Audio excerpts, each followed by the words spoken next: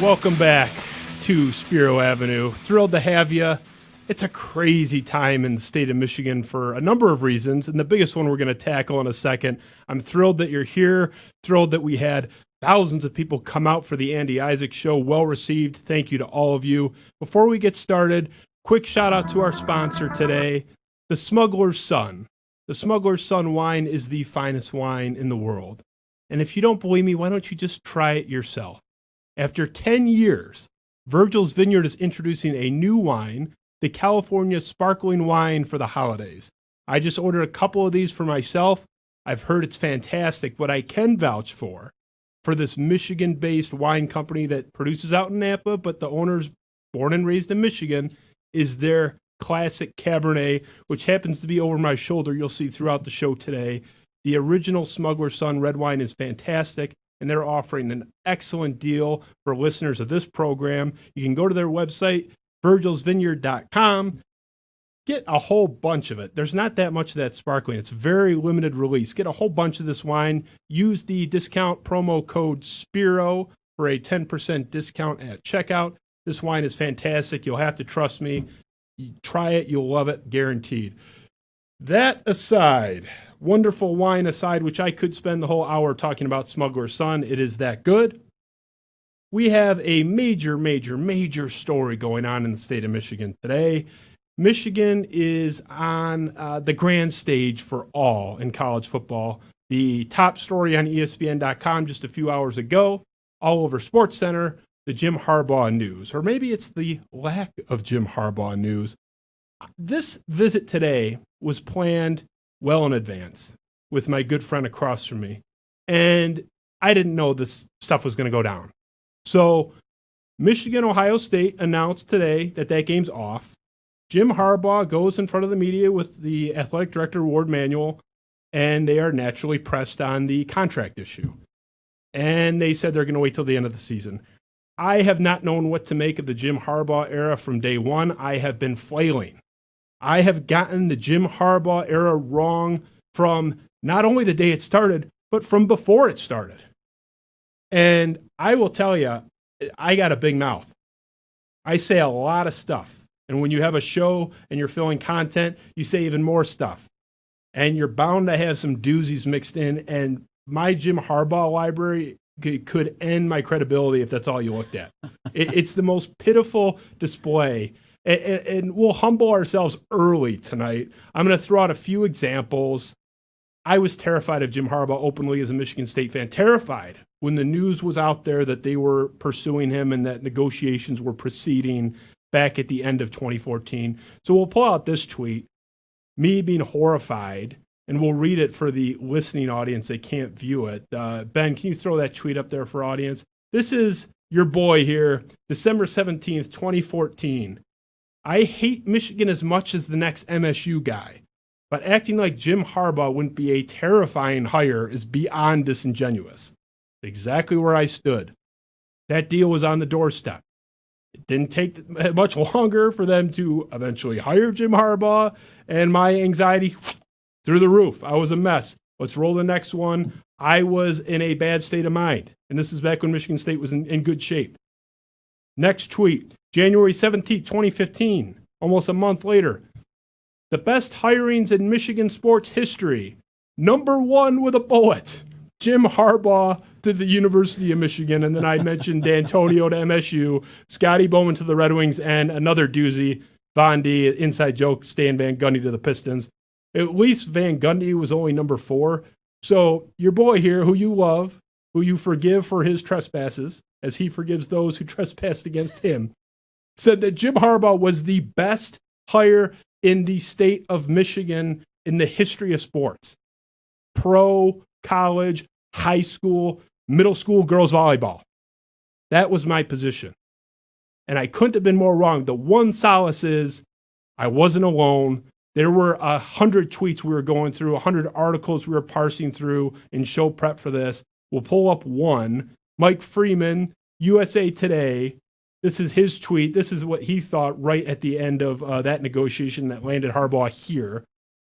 Quote, Harbaugh will have Michigan in the title game within 3 years. I said it. End quote. I was not alone. That is USA Today. Mike Freeman and I weren't alone. Bruce Feldman, respected writer for Fox Sports and The Athletic, called it, quote, a true home run hire by Michigan. So you get the idea. That is as stupid as I look now. At least I wasn't the only stupid person out there. And the thing with me is when I'm wrong about something, I'm usually pretty good at diagnosing the cause. I can kind of lay out, this is what I got wrong. Like with Stan Van Gundy, I didn't consider the guy had never had personnel control and that he just might be a terrible general manager. We had no evidence to suggest that he was competent. At least I know why I got that wrong. I sit here tonight having no clue why I'm wrong about Jim Harbaugh, even though I've been wrong for 5 years straight and counting, as it were. So I brought in someone that I think gets this, certainly gets it more than I do. A guy I respect, a smart Michigan fan who gives you the rational take.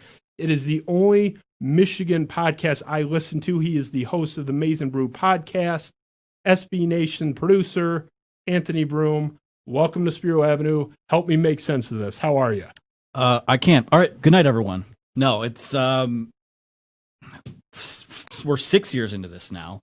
I still don't know how to explain it. And it goes to show you there may not be such thing as a home run hire in any sport, especially college sports, where a lot of things have to go your way, and a lot of things haven't gone Michigan's way there. So, like I said, I think I've diagnosed this. I've been going through this a couple weeks now because, I'll be honest, it feels like if this isn't the end, it's, the cliffhanger right before the season finale.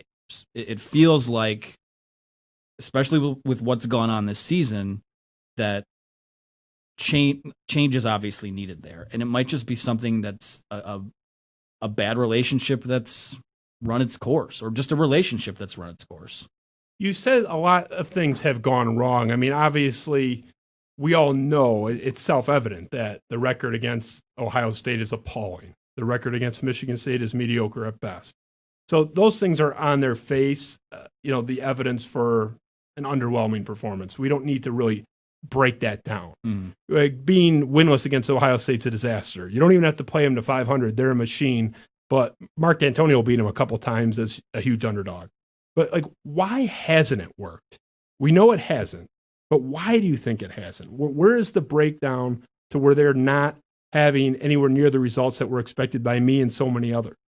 I think the biggest thing is that it's not just one thing or one or two things that you can just quickly diagnose. I think we've talked about this before when we were arranging this. It's really a lot of micro cuts or paper cuts along the way. And this probably goes back to even as early as that 2017 season, which a lot of us said, they went 8-4. That's easily the best or the worst season that they'll ever have under Jim Harbaugh. Well, that's egg on our face now. I think there are a couple major things. First and foremost, the quarterback whisperer hasn't produced anything there. And there have been guys that have been good, but good quarterbacks will win you 8, 9, 10 games in college football. We've seen that. Michigan State has had guys like that.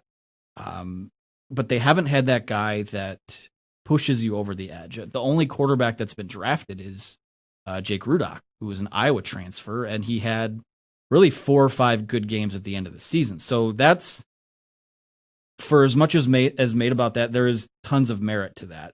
And part of that issue is that, this is, believe it or not, coming into this season, this was the first time, this is year 6, mind you, the first time that a Jim Harbaugh recruited quarterback out of high school started a game, which is 6 years. That's closer to being there for a decade than it is since you were hired.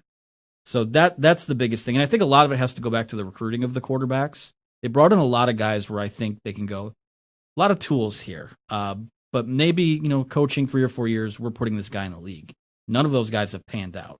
Brandon Peters petered out, for lack of a better term. Pun not intended, but I guess there you go. It's there now. Dylan McCaffrey is a guy who we thought was positioned to start this year and then opted out. No one really knows what happened there. But someone else who, every time he was given an opportunity to play, he had a collarbone injury a couple years ago. He got knocked out of the Wisconsin game last year when it looked like they had turned the page from Shea Patterson. And then, he opts out. Joe Milton doesn't quite pan out either.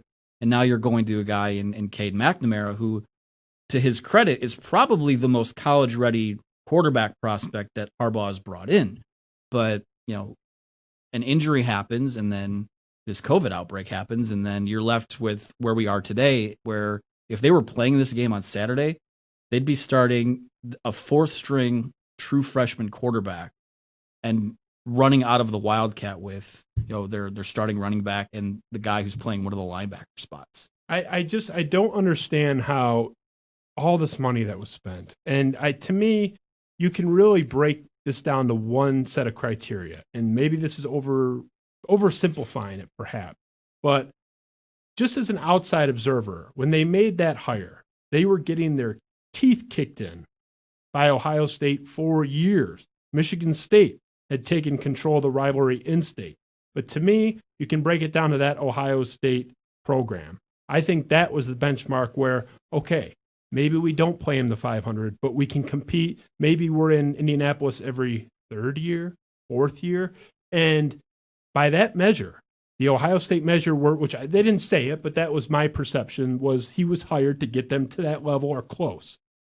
That's what the price tag would suggest. Exactly. I mean, it's like, that's the best argument you can make. It's like we're paying Ohio State money in terms of the coaching salary and the autonomy that we're giving Jim Harbaugh to run this program. He basically doesn't have a boss up there. I mean, he's been fully autonomous, from my understanding, in running it. But at the end of the day, he was brought here for that reason above all else. And they are farther away from competing with Ohio State than the day he got here. And that is, I mean, how deep are we into this contract? Like 40 plus million? I'm trying to do the math off the top of my head. I mean, it's shocking to me. Do you see a path where this program can compete with Ohio State within 5 years? I mean, are they going to win once in the next 5 years in that game?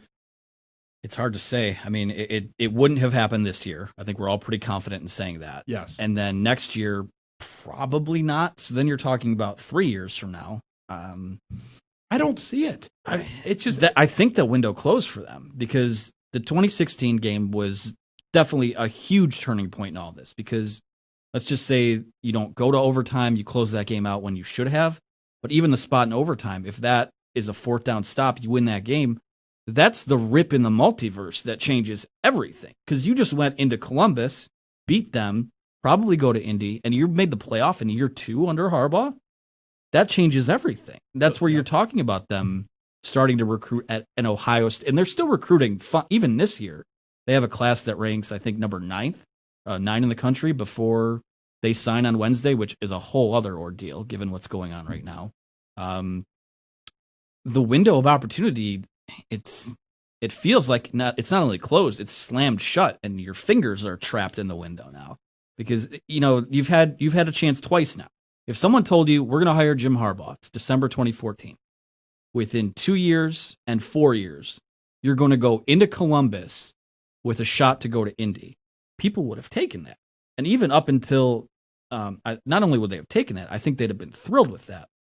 And even up until, and this is where I think the biggest turning point happens, is that Ohio State game in 2018.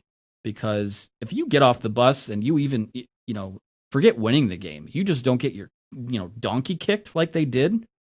I think that's the game to where that was such a demoralizing loss. You had won 10 straight games coming off of that loss to start the year at Notre Dame.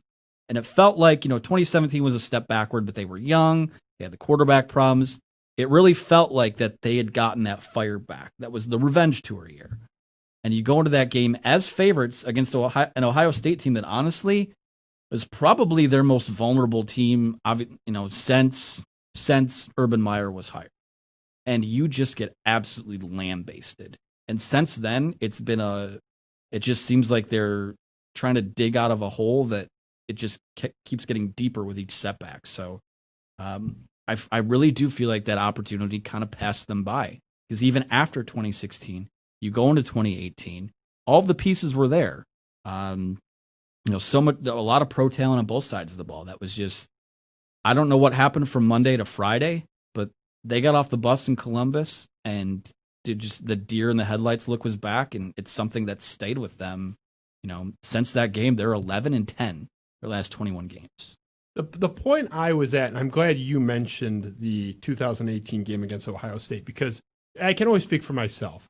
But as someone who liked Harbaugh, couldn't say I was rooting for him once he got to Michigan, but really respected him and liked him in the NFL, and even kind of liked his act. And I think he's amusing. I like characters. But the 2018 game against Ohio State was the turning point for me as someone just even as a quote-unquote neutral observer, where I said, ooh, this might not be working out how we all thought. That was the first time. There was reason to have doubts before, Mike Valenti, who Michigan Nation hates, but he was on it pretty early that this wasn't going to work out. I was a little late, but that was my point.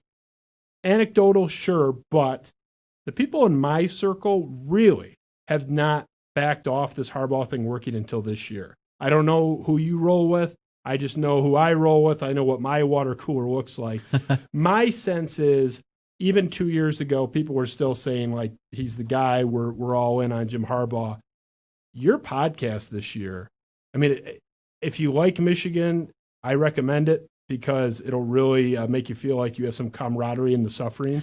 Thank you. If you That's the highest compliment you could give us. Well, but hold on, don't love me yet. I was going to say, if you're a Michigan State guy, you guys sound like a bunch of guys at the bar that are just miserable. And I've been there, man. I get it. But it seems like your fan base, and I know you're not the spokesman for the entire large fan base of the University of Michigan, but is your sense that people are kind of done with him there? It seems like you are from your tone on the podcast that I listened to.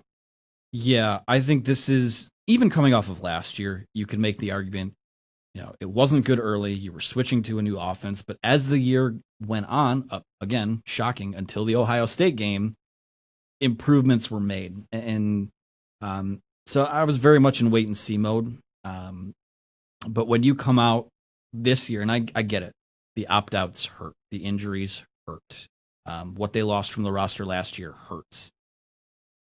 And like I said, I mean, I'm not going to get a lot of sympathy in the room I'm sitting in right now, but that Michigan State game was honestly maybe the worst loss that Michigan has had.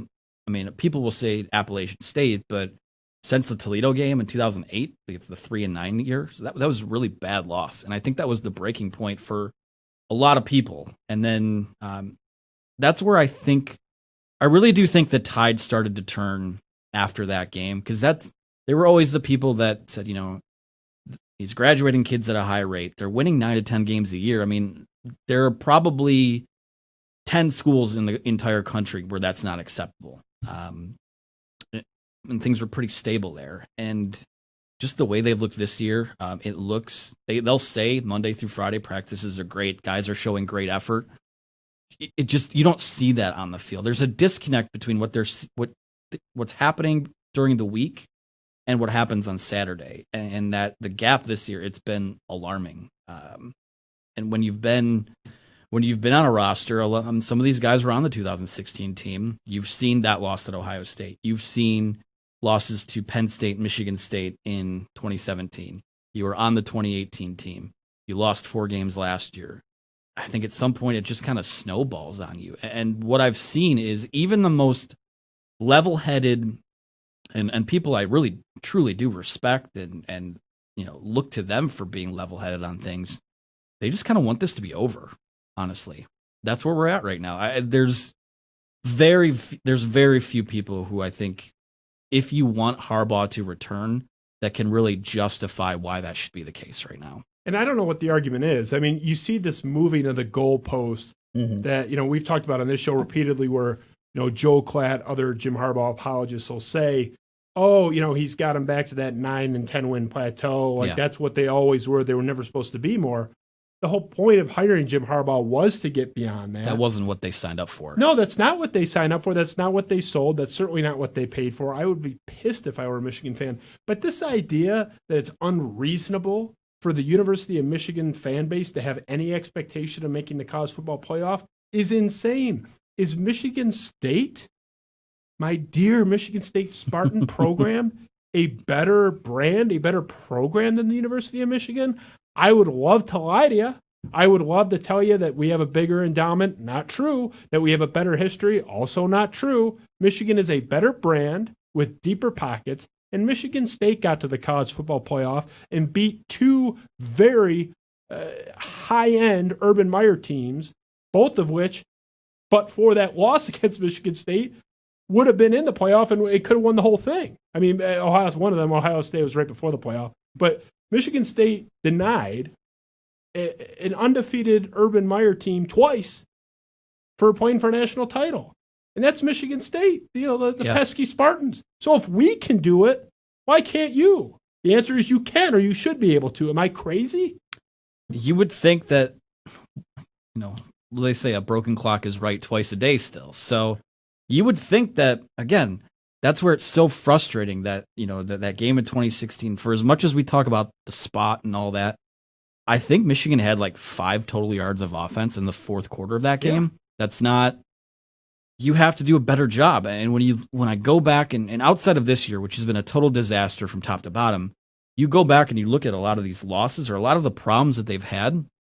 And this is where a lot of people like to bring up that Brian Kelly 2016 season at Notre Dame is, he went 4-8, he nuked the staff, and look where they're at now.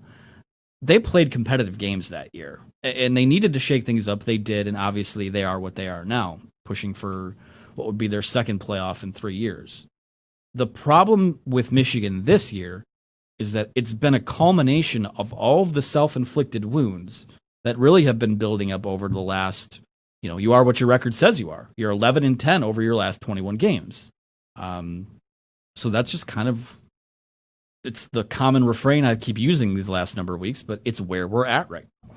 Whether it's Jim Harbaugh doing it or Matt Campbell doing it or my producer Ben Augusta doing it, just in general, whoever's got the headset on at your school, are you content with this 9-3, 10-2, and just getting pounded by Ohio State? Is that moving to the goalpost? Are you happy with that? I mean, to me, it's all about how it looks, right? It's an 8-4 where you get shelled in your 4 toughest games of the year.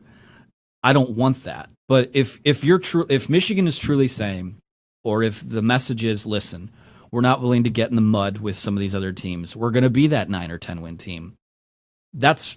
If they'll never come out and say that. But if that's, I'm asking you. That's what I'm saying. Yeah. No, if you look like you want to be there, I can at least respect the effort. But when they lose these games, there's some of the worst efforts, honestly. I mean, it's not a hot take to say in the history of Michigan football. At least in the history that I've been watching. Yeah. I mean, I've never seen anything like I've seen this year. It's so embarrassing. And, it's weird to me because I didn't know where you stood on that, which is why I asked. Mm-hmm. Like, I feel like I have a bigger want for their success just on principle than you do. Well, it's like, don't you want to go to Indianapolis? I'll preface it with this. I'm not a Michigan man by trade. I went to Central Michigan. There, we're happy if you go 8-4 and the coach comes to the dorms and hands out pizzas, every once in a while. It's very friendly up there. Yeah, it's a little bit different. Expectations are a little bit different. I've been very pleased with Jim McElwain. For all the Central Michigan fans out there, been doing a great job. I actually wanted Jim McElwain to come to Michigan State before I even knew who Mel Tucker was. I was the only one in all of Michigan that was like, hey, look at Jim Mack. He was actually pretty good if you ignore the fact that he lied about his wife getting harassed in Florida and stuff. But anyway, no, I that's fine. But I never bought that you can't root for Michigan. So we don't even have to go into that argument. But the point is you do. I mean, you do a show on this program. Yeah. You obviously care. I got to tell you, man, Indianapolis is a lot of fun. I've done it. That's what I've heard. I've done it a couple I'd love to go. We've won 2 of the 3. Yeah. It's just, I don't get it. And, you backing up, you mentioned that you're kind of done. The people around you are kind of done. You're kind of fed up with it, which makes this day in the history of Michigan football so interesting because they go in front of the media and they're talking ostensibly about the cancellation of the Ohio State-Michigan game for the first time in 100 years. Yeah. Obviously, unprecedented, crazy. But naturally, the line of questioning is going to drift into, you're basically a lame duck. I mean, next year would be the lame duck year. I don't remember in history a major college coach being a true lame duck. Nobody does it because it kills your program. You can't do it. Coming into this year, Jim Harbaugh was the only Power 5 head coach that had less than 2 years on his contract. See, this is why you're here. To bring this perspective. Pandemic or not, that's not normal. No. And when guys get extended, Before Minnesota's season ended last year, they extended PJ Fleck through like 2026. They tacked 7 years onto that deal, and I'm sure that's to add the buyout stuff to the deal, and because he will get poached away at some point.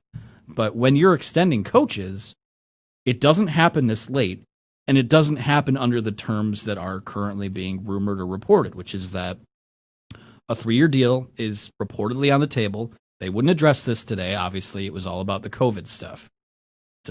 Apparently what has been laid out by Michigan is it's a 3-year incentive-laden deal with a lower buyout, which to me, a 3-year extension only puts you in this situation next year, especially if you're going into it under the premise that this was obviously a cratering year. Next year's a rebuilding year. Maybe you win 8 or 9 games again. You're right back in this situation next year. So when you talk about a 3-year deal, really what it is 3 1-year deals. And that's stability. If you're looking to sign a recruiting class, 8 days from now, that's not stability. That's kicking the can down the road, and not even that far. It's like nudging it down. It's not Pele kicking that can down the road. Yeah. It's my 4-year-old daughter. It's nudging it down a few inches. Yeah. And it's such a good point. I don't know what they're doing, because I can understand either door. I can understand this guy is a Michigan legend. He still has an incredible overall body of work going back to his days at the University of San Diego. His body work is overall still impressive for all the qualms we have. Mm-hmm. So I understand if you go we're backing it. Maybe we don't pay him $9 million or whatever, but we're backing it 5 years, whatever. We're on. Let's giddy up. I get that. I would get hey, Jim, you might want to take that offer in Jacksonville or wherever. I mean, it's go back to the NFL. What I don't get is door number 3, which they have run right through, where you don't pick door 1 or 2. Here's my thing.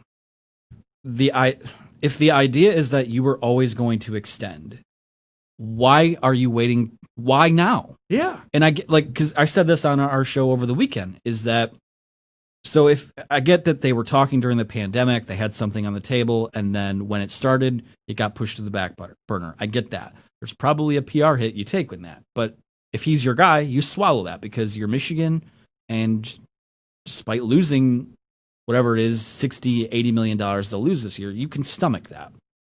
Now you're going to take the PR hit. You might lose some recruits, and to be frank, you suck. So it's the fact that Michigan has waited as long as they have, that we're standing here today, it's whatever it is, December 8th. They start signing this 2021 class in 8 days. And the fact that when someone asks today about, are you guys worried about negative recruiting? Oh, well, negative recruiting happens all the time. And then Ward Manuel goes on to give a 1-minute diatribe about how Ohio State would be a deserving champion, deserves to be in the playoff. You basically just gave Ohio State negative recruiting ammo. Not that they have to negatively recruit. I mean, they're Ohio State. So if you were always going to extend, I don't know why we're here right now. And both sides are culpable in that. And I think that when you look at it from all angles, the going theory in Michigan circles is that Harbaugh wants to be back. He wants to take this on. He wants to, bet on himself, quote unquote. That's been the message to recruits. If that's the case, this deal that's on the table will get signed, and they'll figure it out next year. At the same time, if I'm Jim Harbaugh, I'm going, listen, if I'm your guy, let's do this 5-year deal. Let's jump right in. Let's get this figured out. Because what you're looking at now is that, not only they're going to nuke the coaching staff regardless, because 6 of their assistants are up after this year. So there are going to be changes anyways. And I really do think, the lack of stability is going to impact your ability to maybe hire the best guy you can get. Because maybe there is a Joe Brady type out there who might be interested in making that next step, doing what Joe Brady did at LSU. Are you going to come there if you're not sure if Harbaugh's there the next year? Or are you more willing to hitch your wagon to that if he's going to be there, the next 3, 4, 5 years? That's part of it. Now, from Michigan's point of view, you can justify this because honestly, with what they're paying him, it should be, if you want to come back, let's do it performance-based, and let's evaluate if we get to where we think we should be.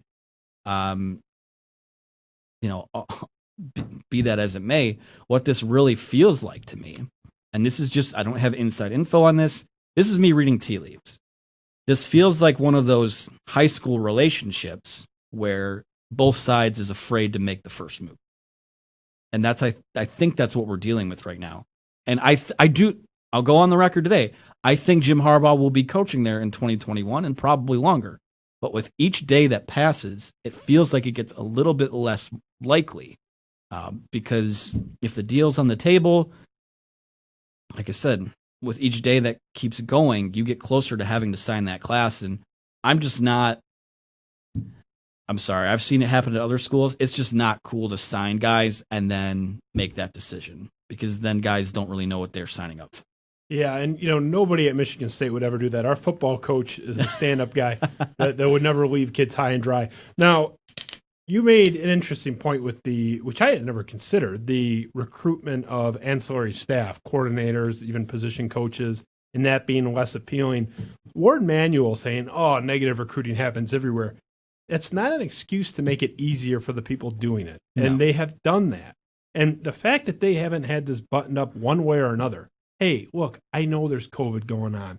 There's COVID going on for everybody else. There's no excuse to be a clown show. There's an excuse to have hiccups. There's an excuse to have some ups and downs. There's no excuse to run a program like this with an endowment at a school like this. It's an absolute embarrassment.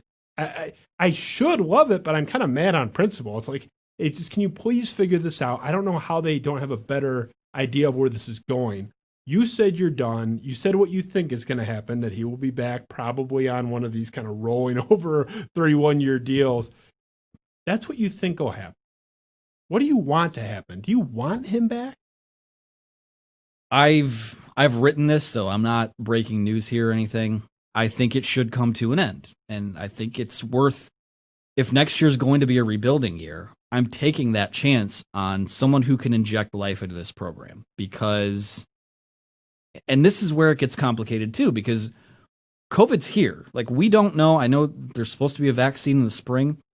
What if there's no spring football again? And then you find yourself in this situation that, MSU found itself in, where it affects your ability to recruit. It affects your ability to bring guys onto campus. And really, Michigan's going to lose, I would think, a fair amount of guys from this team next year due to moving on to the NFL or just graduating. I know everything's kind of on a pause with eligibility. We don't know how that gets sorted out, but it's going to be, arguably speaking, a less talented team than this year. So, like I said, I think at this point, I'm willing to take that jump, because I don't think it's that hard to get out of. Like, Penn State is stuck right now. If they fire James Franklin, they pay like a $32 million buyout. They're not doing that. And they won't do that. No. So non-starter. Michigan, it's as simple as, I don't think they'll fire him, but if they kind of be like, hey, listen, maybe you should, if an NFL team calls, maybe you should answer it. Because let's be honest too, like, if they do fire him, which I don't see happening, it's only going to cost them the $7 to $10 million it does to bring in a new head coach and bring in a staff. Like I said, if he walks away for nothing, it's kind of and this is something else I've said before, is that maybe by fighting to play football this year, what Michigan afforded itself the opportunity to do is to be able to afford to make changes if they have to. So, like I said, I really do think that if there was going to be an extension, it should have been signed either after last season or even before last season. Once you change offensive coordinator, when you change offensive coordinators, that's a pretty big shift. Even at LSU, they didn't pop up to what they were last year overnight. Joe Burrow wasn't good at all the year before last year. So it takes time to kind of get that system in place, especially Michigan's going, they're going from a pro style old school offense to what essentially is a West Coast spread passing attack. And that takes time. So if you're committing to letting him make that change, you get this extension done not only earlier this offseason, probably last offseason. So again, it feels like I'm not sure if either side wants any part to do with this right now. No, it's apparent. I have no idea what to make of it. And it's like, even if you get this thing back on track, is it back on track to where you're 9-3, 10-2, and getting blasted in your 2 toughest games every year? Yeah. We've seen that movie again and again and again. And that's a perfect time to mention, speaking of movies, our other sponsor for today, Imagine Theaters. Paul Glantz, CEO, great guy, good friend of the show. And if you're listening in Michigan, as I think 92% of our audience is, it's very sad because the movie theaters are going to be closed for another couple of weeks. But what you can do is go to Imagine's website, see it on your screen there. If you're listening, it's imagine/entertainment.com. And you can get yourself a gift card and support this local Michigan business. They have actually some pretty sick deals on gift cards, so you can see all the movies you want. Next year is going to be wild because they've been holding everything back. So get yourself out there, get yourself an Imagine gift card. Good friends of the show. And that movie theater is just awesome, by the way. We took our daughter to her first movie there. She saw Frozen 2, and it's like we're sitting in our living room. It's those reclining chairs. They have an awesome full bar there. It's really the only place I would even think of going at this point. I'm lucky there's one about 10 minutes from me. So check them out, imagine/entertainment.com. Highly recommend them. Good deals on gift cards, good friends of the show. Support them. Great guys, and just the best place to go. So we've seen the movie again and again with Michigan getting bombed at the end of the season. The fact that, I don't know how familiar you are with Greek mythology. We have a couple phoenixes on the wall in the studio. I'm Greek. Yeah, thank you, Ben. Yeah, there's one right there, and there's one over my shoulder. I love Greek mythology, and there's this character called Sisyphus that would be climbing up the mountain, and he almost gets there, and then he gets kicked back down. Michigan feels like they're at the bottom of that mountain, and it's like, even if they get all the way back to the top, can they get to the very top and beat Ohio State? We talked about it. I don't see it. I mean, if Jim Harbaugh's here 10 more years, he might go 1-9. I mean, you might pop him, but they just seem like there's such a far gap. You said that if you had your druthers, you want them to move on. You're done. Fresh start. But what does that look like? Who is a reasonable candidate? Because that's the answer. Everyone always says, oh, who do you want instead? Which is the worst excuse ever to continue to tolerate mediocrity. That's the line I hear. Mm-hmm. You're running this thing. Michigan's got deep pockets, especially if Harbaugh walks of his own accord and goes to the NFL. You have even deeper pockets. You can have almost anyone you want in terms of salary. Who's reasonable? I saw Urban Meyer by some Michigan fan. That's not reasonable. He's not going to Texas. He's not coming to Michigan. Period. Well, he will never come to Michigan.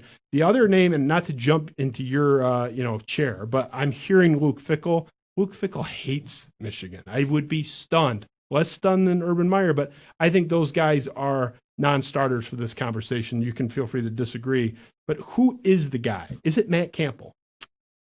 That's kind of who people have rallied around. And it comes down to the fact that Matt Campbell he's an Ohio guy. He's got roots in that state. Not a Michigan man per se, but someone who, and this is, so let me back up. Let's not debunk, but I want to redefine what Michigan man means from a Michigan perspective. Because I think a lot of people, Harbaugh is the quintessential Michigan man. I think a lot of people see that term and think, oh, they're looking for someone with ties to the university, which, given who Ward Manuel's hired to coach the hockey team and the basketball program, I suppose there's merit to that. But when they say Michigan man, I think what they mean is that someone who is going to be good in the community, someone who's going to do things the right way, so to speak, and pretty much not embarrass the university. So they're not, when I see people talk about Hugh Freeze or Urban Meyer or pretty much any of those guys from the South, that's a non-starter here. Like, that's just not going to happen. So I think someone who fits that mold would be a Matt Campbell. And I think that, I don't have inside info, but people who are close to him, people who have followed kind of his rise through the ranks, started at Mount Union, wound up at Toledo, obviously at Iowa State now. People think that this would be a job that would have his ear. Now, certain people would argue against that. I think it was Dennis Dodd from CBS Sports said he's not interested. Again, taken with a grain of salt. The national media doesn't quite have, the same pulse on it. They got Harbaugh dead wrong. Yeah, they were all saying he wasn't coming.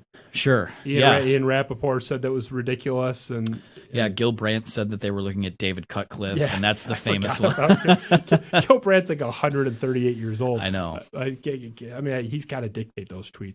But anyway, Yeah, I think that Matt Campbell would fit the mold in terms of what you get out of him is a guy who his teams they play hard, and he's a young. I think he's 41, so he's a young, energetic guy.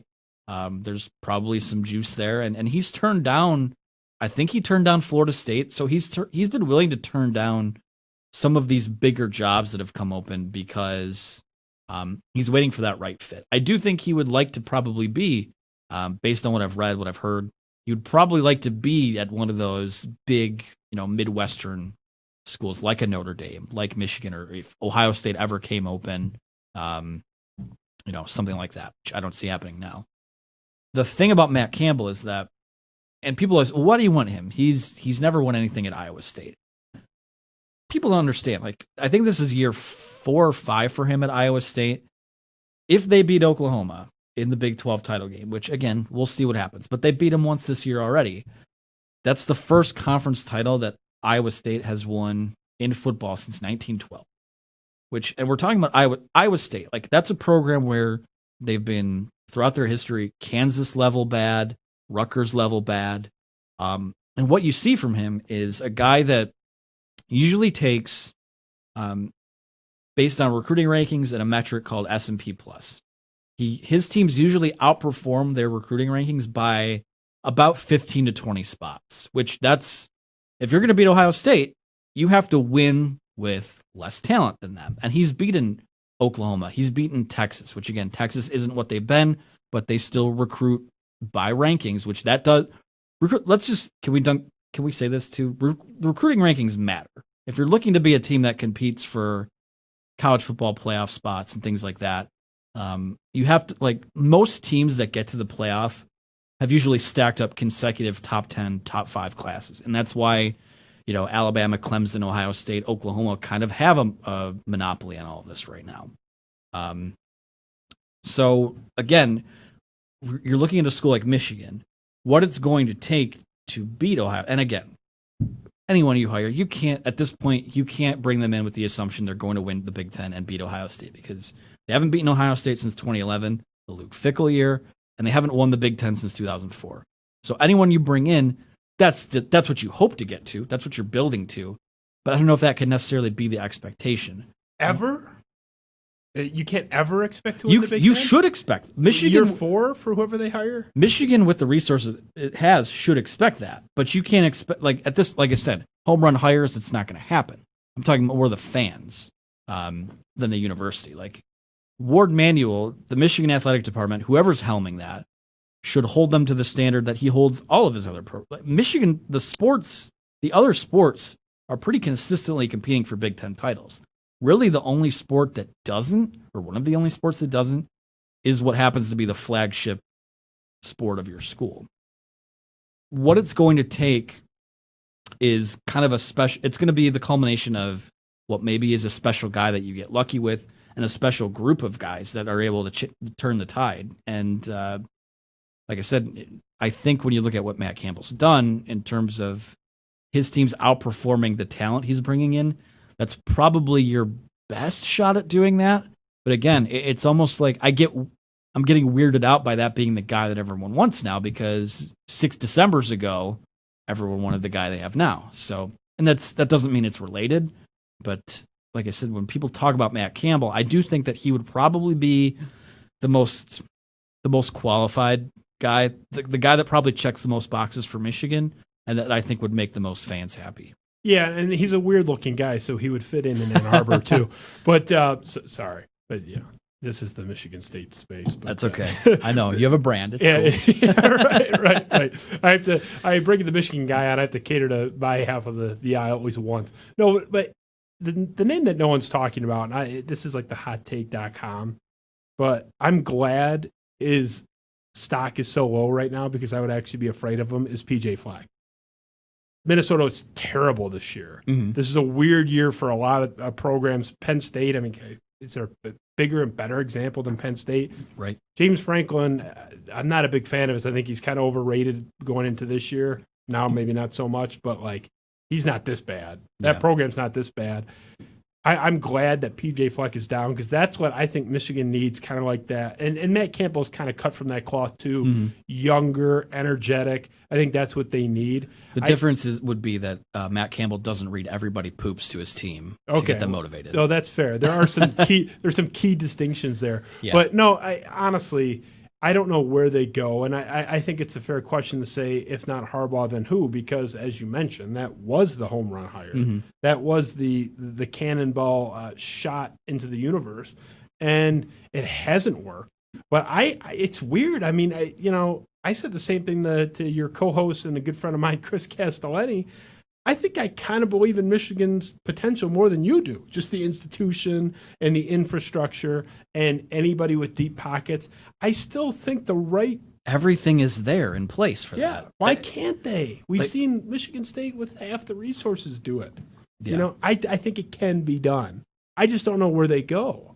And it's these next couple of days are interesting. Signing day is what, the 16th? I mean, runs the 16th through the 18th. 16th through the 18th. So, I mean, not everyone listens to this live, but I mean, today as we speak, it's what, the 8th. So, whenever you're checking this episode out, it's about a week away, and they still have this instability. I don't know what to make of it. I'm lost. You've at least helped me kind of understand why it's gone wrong. Yeah. But even you, for all your Michigan wisdom, you can't make sense of this, and I don't think it's any inadequacy on your part. I think it's because there's no sense to be made of it, because it doesn't make sense. It feels like it's cosmic, like it wasn't meant to be. Like and like I said, there's a number of things that like I said, it's been like 1,000 paper cuts where it just kind of builds to that point, where things just pile on and pile on. With those Ohio State games probably being, the key. A lot of people will say that Michigan State game in 2015 was a red flag, but honestly, and not taking the moment away, it was one of the craziest, I won't call it a fluke play, but one of the craziest plays in the history of the sport. It happened, but it didn't affect their ceiling the rest of the year. They still won 10 games and things like that. Michigan State would go on to win the playoffs. So that's one of those things where you talk about cosmically speaking, it was meant to be for them that year. The quarterback stuff baffles me. I really do think that maybe the biggest thing, and something we haven't talked about yet, is the license that he's given his coordinators to just do their thing. And a lot of people called for that early on, where, he needs to get his fingerprints, he needs to get his fingers out of the offense, give it to a young and upcoming guy. He does that with Josh Gaddis.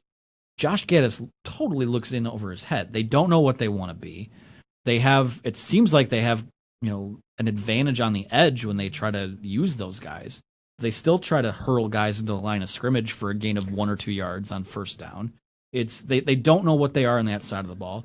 Defensively, I mean, a guy that works for our site, Steven Ostentowski, he does these film breakdowns, and he says about Don Brown schemes around the best version of his players as opposed to scheming around what their weaknesses are. And I think that's kind of a program thing for Michigan. I think this Michigan State game this year was a huge example of this, is that instead of adjusting to the game that was happening in front of you, they tried playing the game that they thought they could play, because they blew out Michigan State last year. They knew that was, Michigan State lost to Rutgers the week before. I think there was a lot of hubris there in terms of how that game played out, in that, well, we're just going to keep getting after it. Eventually they'll break because they're Michigan State. They're not good. They're rebuilding. And that's the type of attitude, to me, that has led to a lot of where we're at today. And going back to the coordinators, at the end of the day, Jim Harbaugh hired Don Brown in 2016, which really, honestly, objectively speaking, up until that Ohio State game in 2018, was a good hire for Michigan.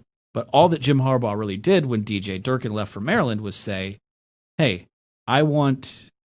Who's the guy that had the best defense in the country in 2015? The little Google search, Don Brown. Okay, I'm going to bring him in. And it worked for those first couple years. And then that Ohio State game maybe the first red flag there was the Penn State game in 2017, but most definitely the Ohio State game in 2018. If you want to chalk that up to there are a lot of programs, and maybe Urban Meyer is a guy like that. Some, Nick Saban, Dabo Swinney would be, if something like that 2018 Ohio State game happened to them, you're out of here. But with Michigan, I think it was that was a blip on the radar. And then the Wisconsin game happens last year. The first half of that Penn State game happens last year. The Ohio State game happens again, though people will argue that spiraled out of control because of execution.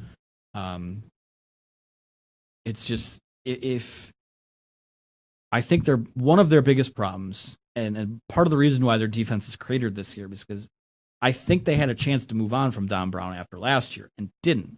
And that was silly of them. And not only did they keep Don Brown, they lose one of their best recruiters in Chris Partridge. They lose an up-and-coming guy in their department in Devin Bush Sr.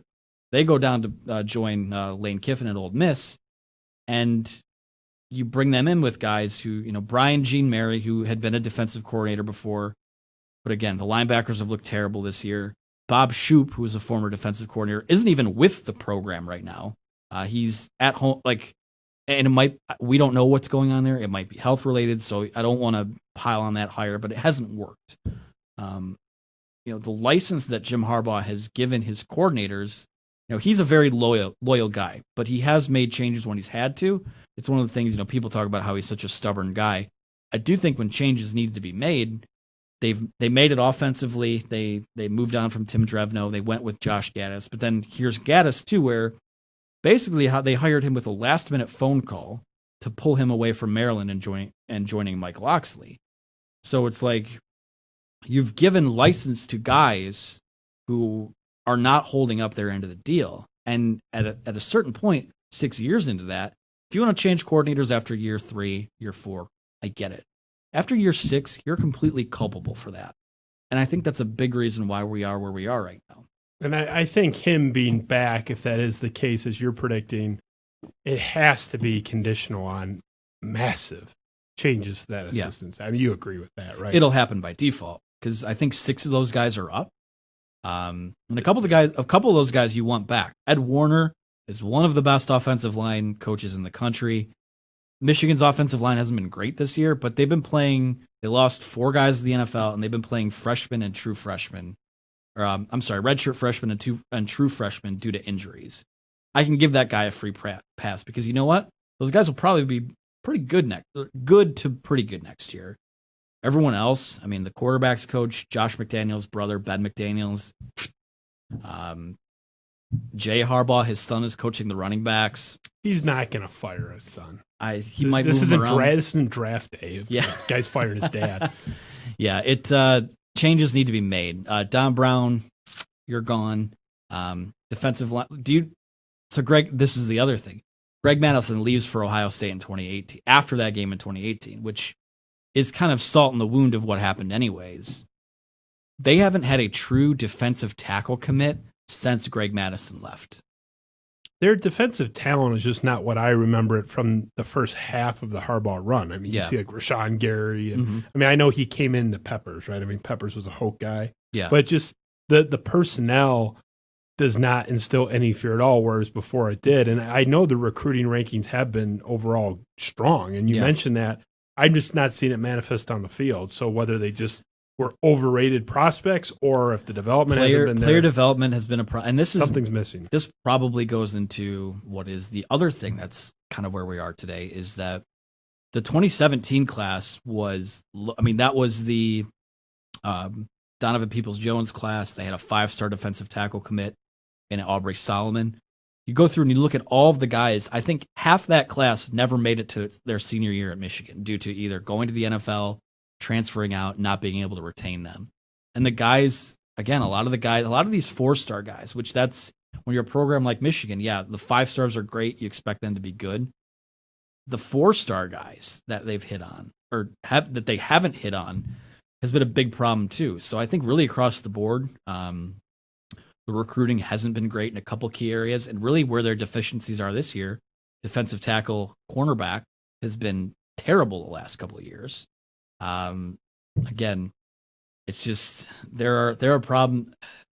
It goes back to this: when there are this many problems in year 6, I don't know what the pitch is from the Harbaugh side of things to justify the extension that he thinks he probably deserves. And I'm not saying he's wrong in asking for that, because if you're the guy, pick a direction and let him be the guy, let him fix it. It feels like everything that's going on right now is frankly half-assed and a bit of a half measure. Your podcast, your first episode that I listened to this season was the one before the Michigan State game. So you're fresh off that Minnesota win. Chest is out.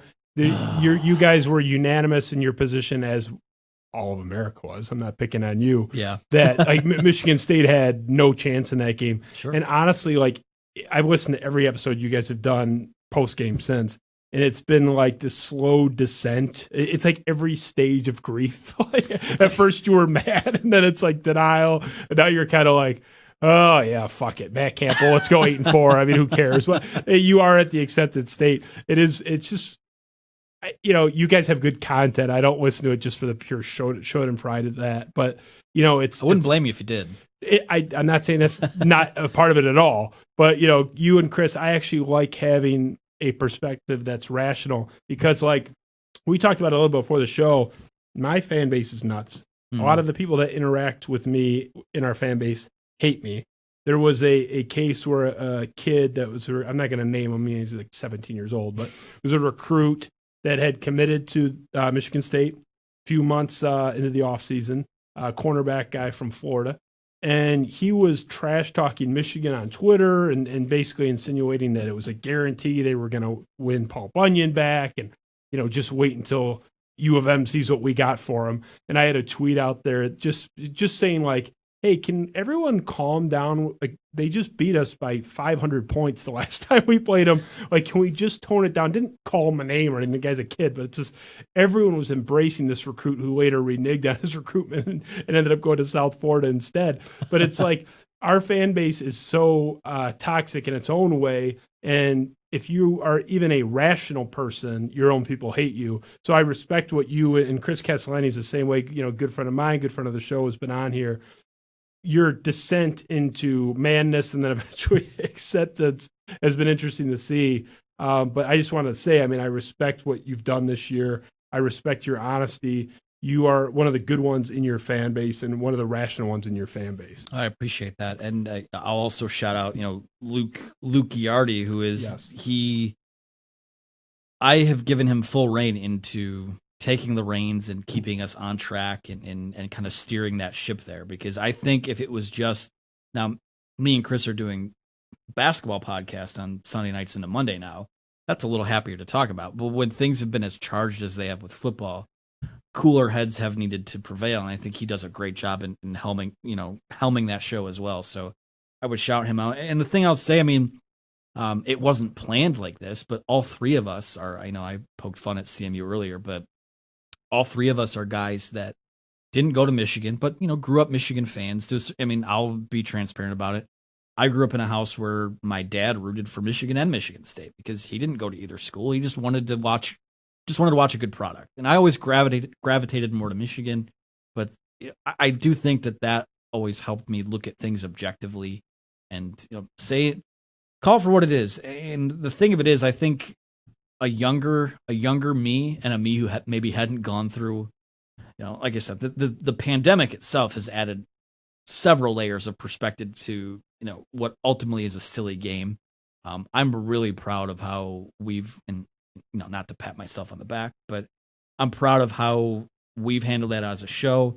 I'm happy how we've handled it as a site. And I think that despite how terrible this year has gone, I think that we've put out some of the best stuff that we've ever put out because of that. Because we care, and we're not, it's okay to care and identify problems. I think that's the healthiest thing you can do, especially when it comes to something like this. So, I'll say this: if Jim Harbaugh is back, we'll be rooting like hell for that guy to succeed. But if he doesn't hold up his end of the deal, we talk about it and we'll do the things that we'll discuss. And like I said, I haven't been at games this year because attendance has been limited, but I would never say anything, and we would never say anything that would jeopardize, the access that we've been given to the program, things like that. So like I said, that means, from an opposing fan base, that means the world to hear you say that. No problem, and I do mean it, and that's partly why you're here. I mean, I've enjoyed your show throughout the entire season, and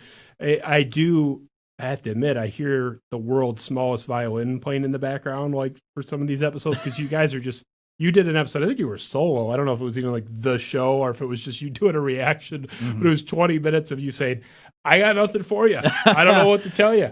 You want answers? I don't have them. Like, it was just, it was so relatable because it's how I felt after every Final Four loss. If I have to roll back in the memory Rolodex here, that feels like a Wisconsin postgame podcast. Yeah, I couldn't say. They all kind of blend together into one melancholy rant. Yeah. So, like, it's been a crazy season. And, Michigan State is having like the same kind of shitty results, but it's just with such a different frame of mind and expectation that, like, we're thrilled with our 2 fun wins, and it's like we thought we might go winless after the first week. So. Well, that's the thing too, is that I think what frustrates a lot of Michigan fans is that you can make the argument.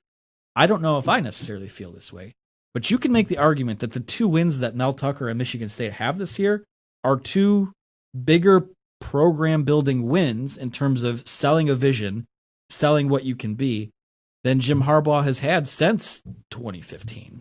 Or 2016, if you want to go back. 2 more wins as an underdog than Harbaugh has, and they were both as huge underdogs. It wasn't a 3-point spread. So, yeah, I agree.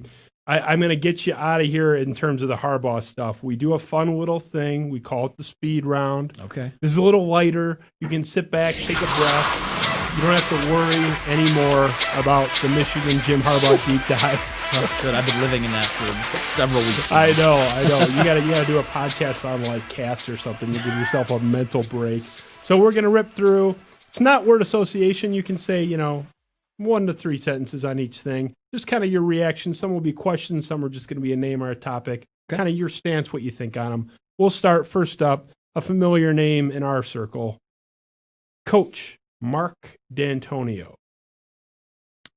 Thoughts on him? Respect the hell out of what he was able to do there. And I will also say some of it was maybe precipitated by the fact that Michigan was down, but I don't think no one has to apologize for that. And they shouldn't apologize for that. So yeah, I respect, hate him, respect the hell out of him. Yeah, that's the ultimate compliment, right?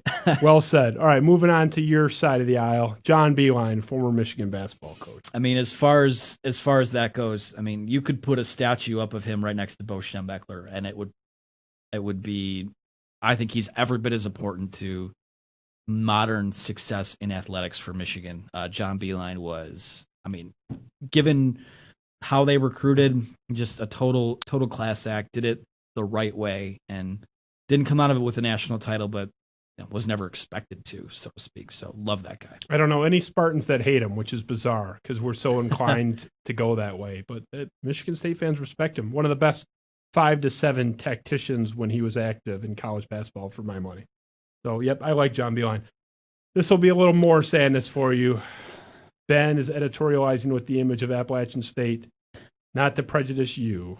The most painful Michigan loss, which one just was really hard for you to take that had you up nights? It wasn't even OSU 2016. OSU 2018 was, I think, the low point. Nothing has hurt quite as much as that one did. Michigan State this year is probably up there because they had no business losing that.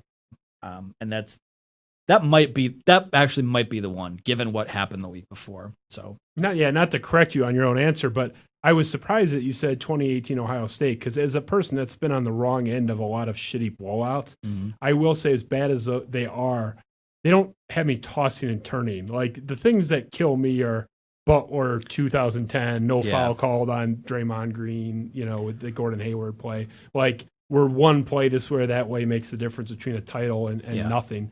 But, yeah, I mean, that's certainly a good answer. Going into that, the revenge tour, that was a major punch in the nuts. That was so surprising, too. I mean, it's stunning. And you mentioned it earlier. Michigan was favored in that game. Mm-hmm. It's just spectacular. In hindsight, it seems like, of course Ohio State blew them out. In the moment, that was a shocking result. Yep. But anyway, moving on. Favorite Michigan athlete ever? Happier topic for you. I mean, the first right off, it's Trey Burke. I mean, the guy elevated the John Beilein era to that next level, and really, I think you can make the argument, set Michigan up to where it is today in terms of being a program that's seen as, everything that happened in that last, 5 years of the John Beilein era is setting up what Juwan Howard's been able to do now. So it's Trey Burke, and I don't think it's close. What a perfect segue to the next one. Ben is clapping like a seal in the control room. I can already tell. Next one. What if they don't call the foul on Trey Burke on Peyton Siva in the 2013 title game? What happens in that game? The block was clean.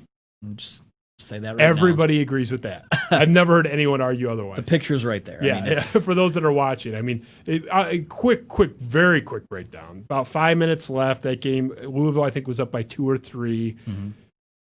Fast break, layup. Trey Burke cleanly blocks Peyton Siva, whatever. And they call foul, makes the free throws. It did change the feel of that game. And what happens if they don't call that foul, which I think we can agree was an erroneous foul call?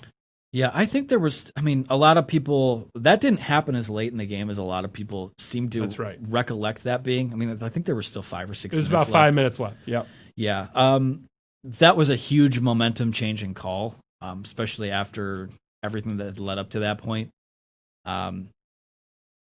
It's, in my heart, I want to say Michigan wins, but no, like I said, at the end of the day, Louisville still found a way to win that game, so it probably still happens, but maybe it hurts a little bit less. It's one of those, if you're a Michigan fan, you really want to walk through that door, even if you can just peek through and see it once what would have happened. Because it's like the momentum of, you make this huge play. We've seen it happen in basketball with, Tayshaun Prince with the block and LeBron James. It's like, it's kind of like in hockey when there's a huge hit and you just lay out a guy. Yeah. There is, like, who knows what happens right after that. Like, if Michigan comes down and hits a 2 or a 3, now you're looking at a 5-point swing, and now they have the lead. Yeah, there's no way to know. It's not as simple as, the block happens and that changes the outcome. Like, it's, if you're someone who, some of these string theory and multiverse people will tell you, it has ripple effects everywhere after that. So yeah. It's a crazy butterfly effect, but as a Michigan fan, that would torture me almost as much as the Spartan Nation is tortured by an actual end of the game blown call or no call in this case, Gordon Hayward in 2010 against Draymond Green. But we're not here to torture me. We're here to torture you. So last one, true or false, Michigan makes the college football playoff by 2025. I think I know where you're going based on our conversation. This was prepped before I heard how cynical you were. Is Jim Harbaugh getting an extension? That's not part of you. Whoever it is, whether it's Elmo or Jim Harbaugh. I'm not sure if they'll get to Indy by 2025. So by default, that's a prerequisite. No, I don't think so. The answer is no. It is a depressing time. And I think my biggest takeaway from this is you agree that Michigan has absolutely no idea what they're doing, or if they do, they're doing a piss poor job of showing it. And my other takeaway is I believe in the program more than you do. And I'm surprised by that, but I think I get being beaten down, because you should have seen the shows I was doing the last year of Mark D'Antonio. I was like, please retire. Got the guy over my wall. I love him. I got a candle where he's portrayed as a saint. We were getting into almost creepy territory with my love and affection for one Mark D'Antonio. And even I was done. Sometimes it's just time. Sometimes it's just time. That's where I think Michigan's at. If it were me, I would want him gone. I wouldn't hate him. Hey, thanks for some nice success, stabilizing the program for a minute. You're a legend. That's the key, stabilizing the program. People who it's Rich Rod Hoke level bad right now, but I think people have really severely understated how. Listen, if you're sitting here as a Michigan fan in 2010, 2011, saying, "Hey, 10 years from now, you'll be coming off a 5-year stretch where you won 10 games, I think 3 times, won 8 games once, and won 9 games another year," I think people would be like, "Oh, please God, yes." So, like I said, I don't. If this is the end of the Jim Harbaugh era, I don't know if that's the case or not. It feels like it to me. I think the next guy is probably, it's hard to say, because Harbaugh comes in that first year, wins 10 games with a team that went 5-7 the year before, with an Iowa transfer at quarterback. So it's hard to say. But yeah, it's he has stabilized the program. I don't think it. Again, we talked about how it echoes a relationship thing. Sometimes it's just time. It doesn't have to be ugly on either side. You go your separate ways. He's happy. We move on. Sometimes that's just the way it is. But I think a lot of Michigan State people, I feel like, wanted D'Antonio gone after 2018. You can correct me on that. Oh, yeah, it was picking up and more each year. I think the big thing was we wanted him to stay if he was going to make the requisite changes to his staff, and if he wasn't, then leave. And when it became apparent that he was just going to play Yahtzee and put all of his assistant coaches in a jar, shake them up, and then roll them on the table. You're the quarterback's coach. Yeah, it's like that. Once that became the clear MO in the direction of the program, then it was like, look, I'll be there for the christening of the statue. I'll get a nice bottle of Smuggler's Son and break it across it in honor of it. I'll christen it. But you got to go. Yeah. So that's where I was. It's like, stay if you're going to make the changes. But if you don't have it in you to make the changes, then you got to go. So that's where we were. And it's similar. You're at your wit's end. The show's at the show's end. So we'll wrap. I want to say thank you for coming. I know you had a little bit of a drive. SB Nation's Anthony Broome. I hope you'll come back. I hope that you will not take my Matt Campbell fits in Ann Arbor because he's weird looking take too close to your heart, and you'll come back. Look at the three of us that do a show every week. That's kind of our brand, is weird looking Michigan men. So I think you're a little less odd looking than Matt Campbell. But so I'll take it. We'll wrap there. But thank you to everyone for watching, and want a quick shout out to our man Ben Augusta, who is running the board on the other side of me here. We have a wonderful control room, and he is just plugging away, working his ass off. The man, he has no limits to his ability and effort and what he's put into this. So thanks to him, and thank you again to our guest Anthony Broome, who again, you are welcome anytime, my friend. Bring the Michigan rational take because we need it. You and Chris Castellani, it's a conveyor belt of rationality. And that fan base is not known for that. And frankly, neither is mine. So it's refreshing. It was great to have you. Oh, I appreciate that. We talked for an hour and a half about surrounding yourself, coaching staff surrounding himself with good guys. I've got great guys around me, and that gives me the license to do what I do. So anytime. Listen, I haven't left my zip code in what feels like months, so to be out here, I'll come anytime. I appreciate it. And tell my buddy Chris Castellani I said hello. He refuses to do the show. He's like boycotting it right now. So you are the only one that gets to wine and dine on the air with him. He's a good guy.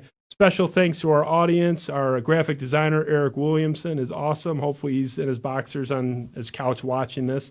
It's been a fun show. We have a great one coming up 2 days from today. For those listening tomorrow, it'll be tomorrow, Thursday of this week, December 10th.